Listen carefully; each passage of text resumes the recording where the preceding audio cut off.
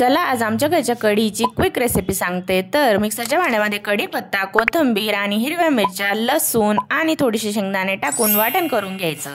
आणि हे वाटणना नंतर तेलामध्ये मोहरी, जिरे आणि कढीपत्ता टाकून लगेचच टाकून द्यायचं आणि नंतर थोडंसं पाणी घालून हळद टाकून मिक्स करून घ्यायचं आणि याला उकळी येऊ द्यायची। तोपर्यंत मिक्सरच्या भांड्यामध्ये दही, बेसन पीठ आणि थोडंसं पाणी घालून वाटून घ्यायचं। त्याला पण एकच गरका द्यायचा आणि नंतर मग ते आपण याच्यात मिक्स करून द्यायचं, जेणेकरून आपली कढी कधीच फुटत नाही।